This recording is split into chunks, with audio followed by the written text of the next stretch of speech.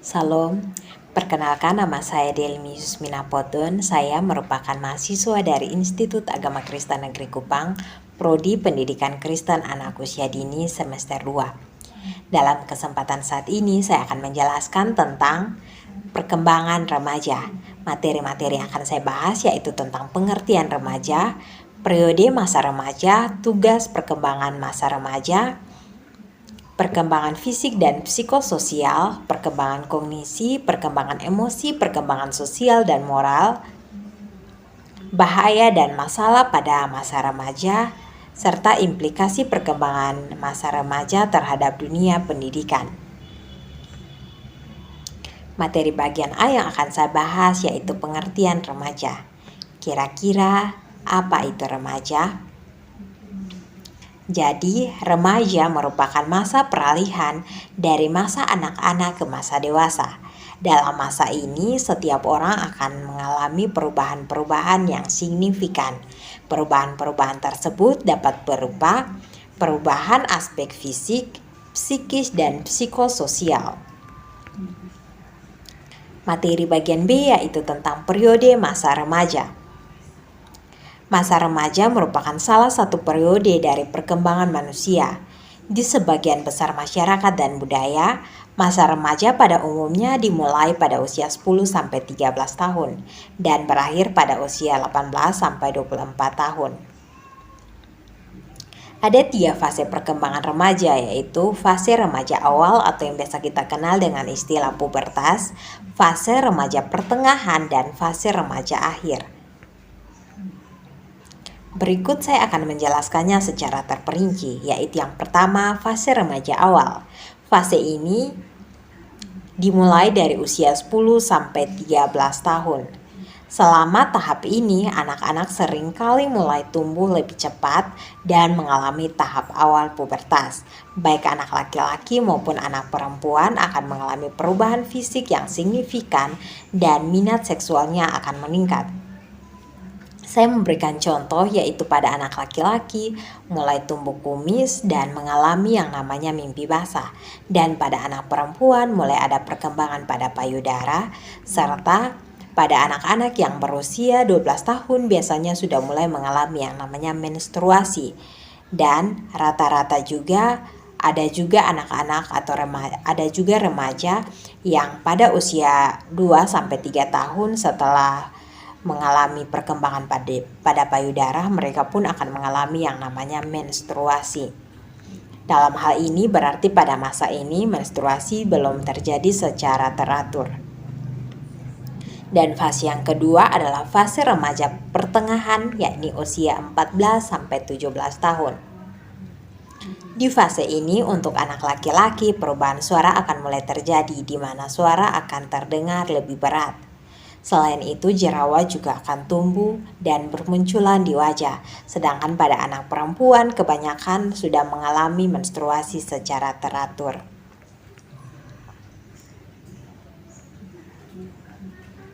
Dan pada masa pertengahan ini juga yang harus kita tahu bahwa pada masa pertengahan ini seorang akan lebih nyaman bersama teman-teman pergaulannya dibandingkan menghabiskan waktu bersama keluarga.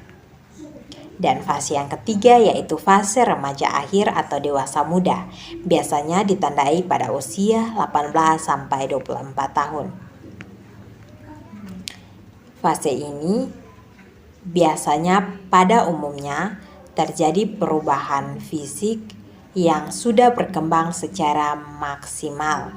Selain itu, remaja akhir juga telah memiliki kemampuan berpikir yang lebih matang jika dibandingkan dengan remaja menengah. Mereka juga menjadi lebih fokus pada masa depan serta mampu membuat keputusan berdasarkan harapan dan cita-cita mereka. Materi bagian C adalah tugas perkembangan masa remaja. Ada beberapa tugas perkembangan remaja, antara lain yang pertama menerima keadaan fisiknya. Yang kedua, memperoleh kebebasan emosional. Yang ketiga, mampu bergaul. Yang keempat, menemukan model untuk identifikasi. Yang kelima, mengetahui dan menerima kemampuan diri sendiri. Yang keenam, memperkuat penguasaan diri atas dasar skala nilai dan norma. Dan bagian yang terakhir adalah meninggalkan reaksi dan cara penyesuaian kekanak-kanakan. Materi bagian D yang akan saya bahas yaitu tentang perkembangan fisik dan psikososial.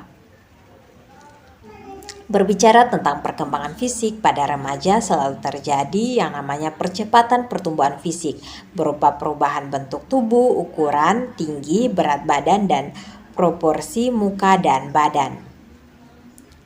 Dan ketika kita berbicara tentang perkembangan psikososial pada remaja, yakni kita sedang membahas tentang perkembangan identitas versus kebingungan identitas, sehingga biasanya dikenal dengan istilah masa remaja adalah masa pencarian jati diri.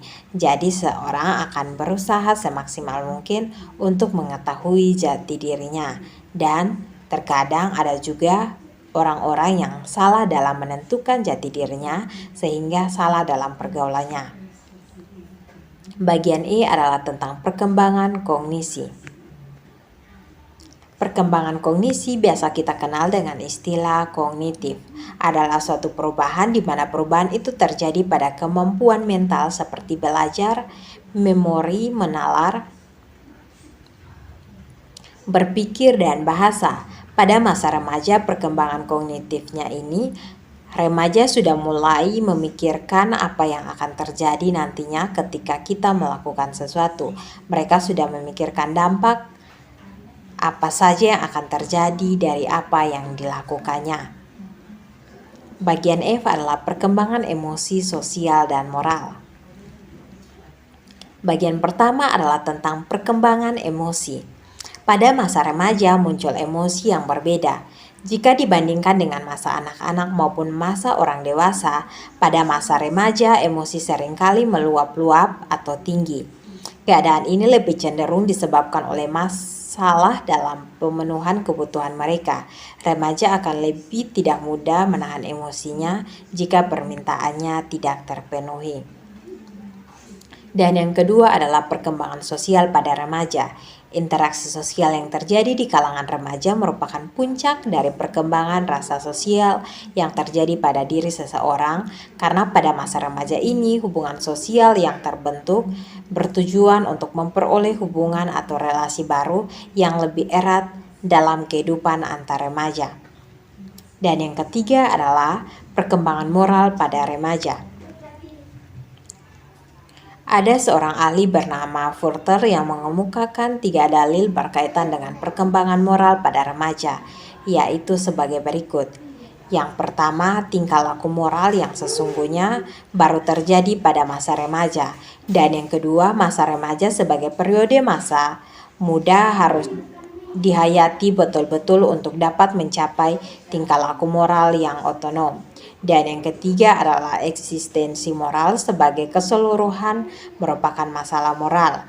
Hal ini harus dilihat sebagai hal yang bersangkutan dengan nilai-nilai atau penilaian. Bagian G, bahaya dan masalah pada masa remaja. Seiring dengan perkembangan fisik yang sangat cepat, dapat berakibat pada masa remaja yang tidak dapat menyesuaikan diri secara baik, sering menimbulkan bahaya-bahaya yang muncul pada masa remaja. Menurut Horlock, tahun 1991 dalam bukunya halaman 236-237 ada 2 bahaya, yaitu yang pertama bahaya fisik. Bahaya ini meliputi kematian, bunuh diri atau percobaan bunuh diri, cacat fisik, kecanggungan, dan kekakuan. Dan bahaya yang kedua adalah bahaya psikologis, yaitu bersekitar kegagalan menjalankan peralihan psikologis ke arah kematangan yang merupakan tugas perkembangan masa remaja yang penting.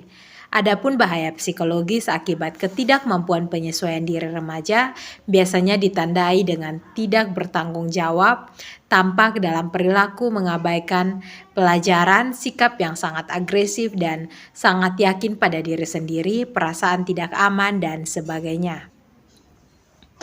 Bagian terakhir atau bagian H adalah implikasi perkembangan masa remaja terhadap dunia pendidikan.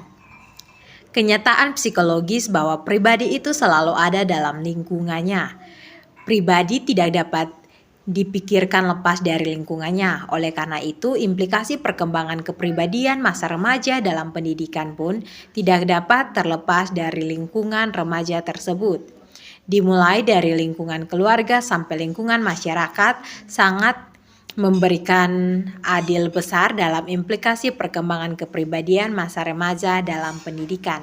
Artinya, keluarga dan lingkungan juga turut serta mendukung remaja dalam memberikan atau membentuk kepribadian, dalam hal ini karakternya. Berikut ada beberapa faktor yang sangat berpengaruh terhadap perkembangan kepribadian remaja terhadap penyelenggaraan pendidikan, antara lain faktor intelektual, dan yang kedua faktor fisik, yang ketiga faktor emosional, yang keempat faktor sosial kultural, faktor bakat dan minat, dan yang terakhir adalah faktor komunikasi. Sekian video presentasi dari saya, Tuhan Yesus memberkati.